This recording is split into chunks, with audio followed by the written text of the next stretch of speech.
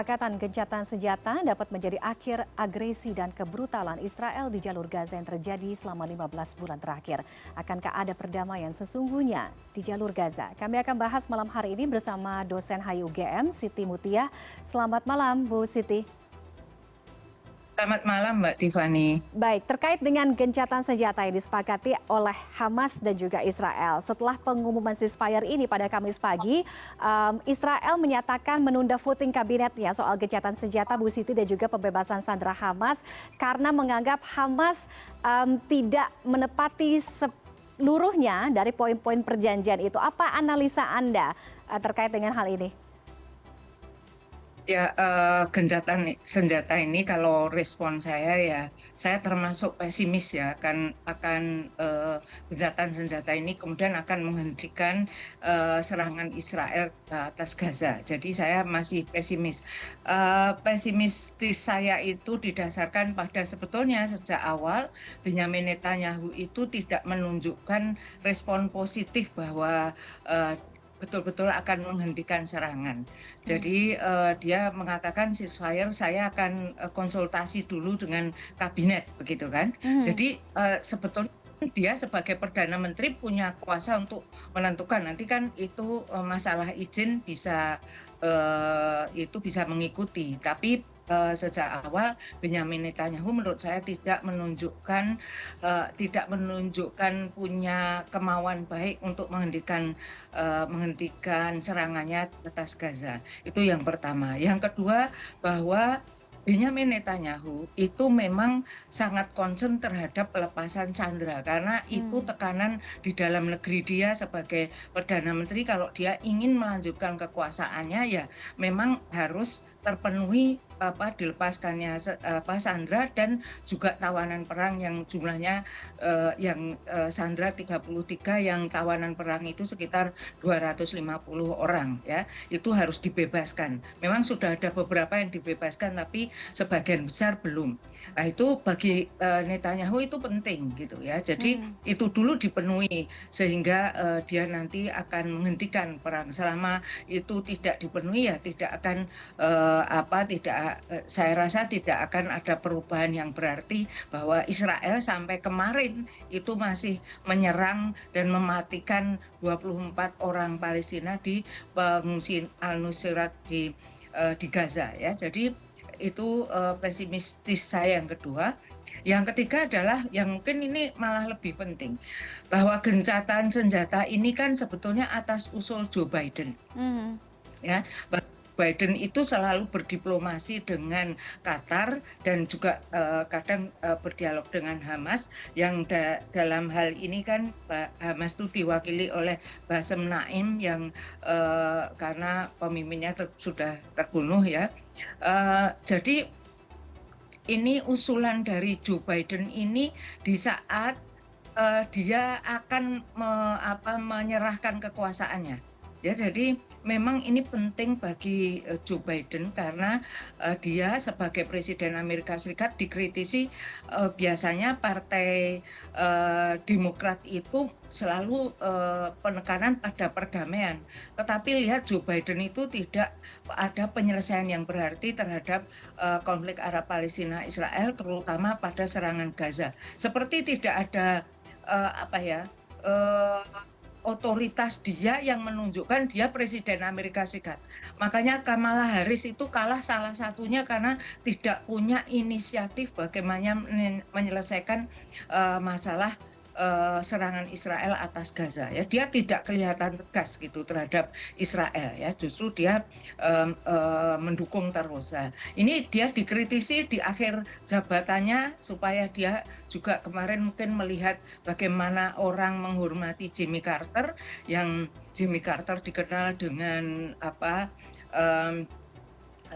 dengan perundingan Camp David-nya yang itu mengembalikan wilayah Sinai kepada Mesir, itu dikenang. Lah kalau Joe Biden apa yang akan dikenang?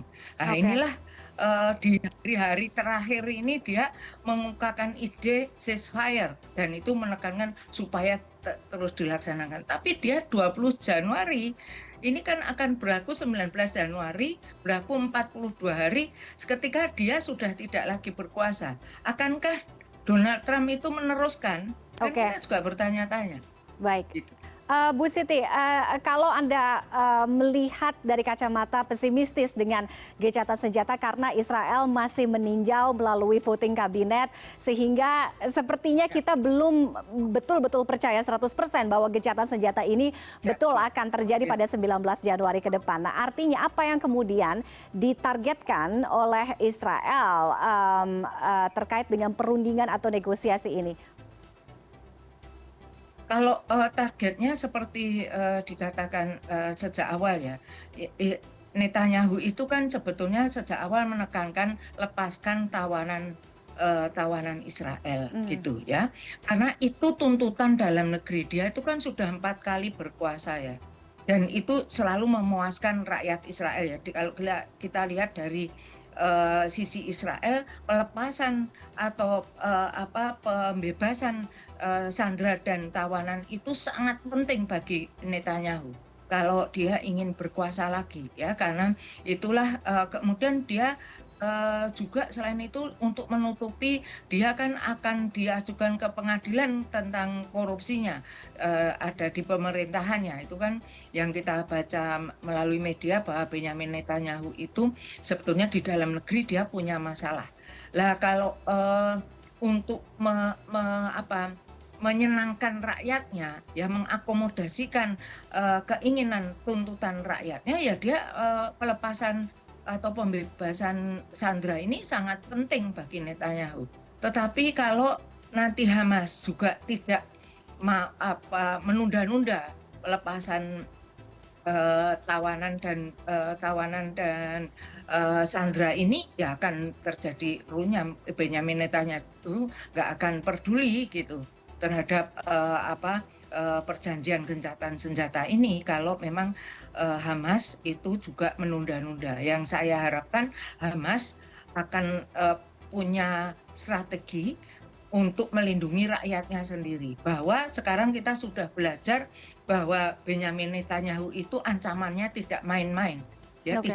Dia tidak memperdulikan anak-anak maupun wanita ataupun dibuat kelaparan, kedinginan, dia nggak peduli.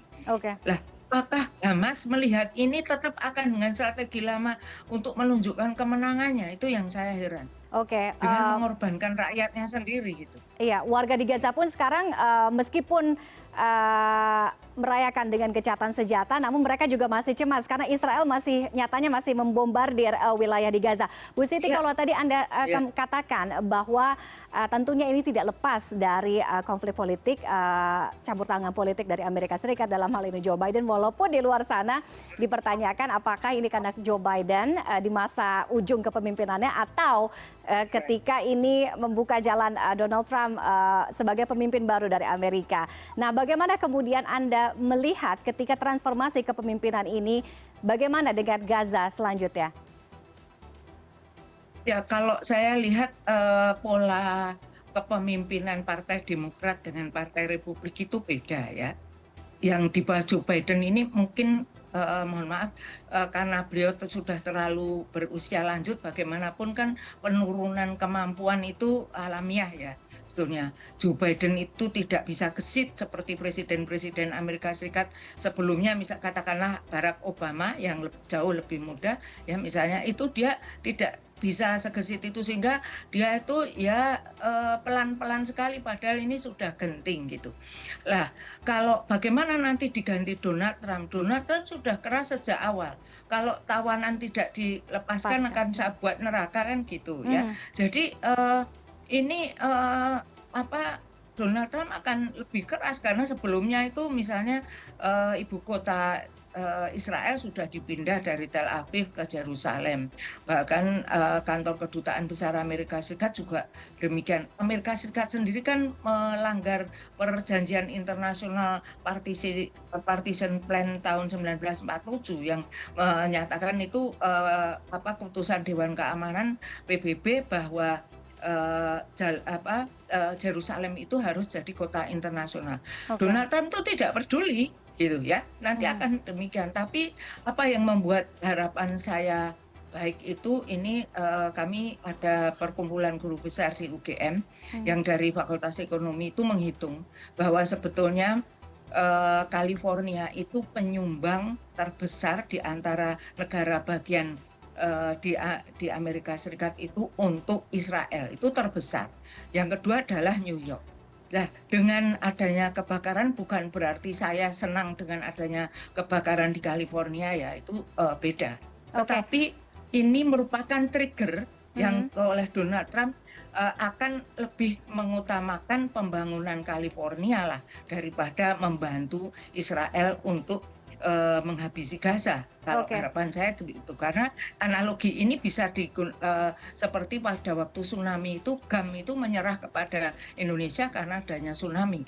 Ya Baik. bukan berarti kita senang tsunami kan, karena tapi ini faktor alam ini bisa menjadi trigger baik bagi perdamaian gitu. Baik, Bu Siti terakhir singkat saja, kita tentunya tidak berharap ada neraka baru lagi di Gaza setelah kepemimpinan Donald Trump, tapi Ya. bagaimana Anda melihat ketika memang gencatan senjata bisa mengakhiri neraka yang ada di jalur Gaza? Seperti apa Gaza setelah ini pasca perang? Siapa yang kemudian akan mengelola kemudian peran dari negosiator, mediator, negara-negara tetangga yang selama ini bersuara terhadap Palestina, terhadap Gaza, concern terhadap Gaza ke depannya?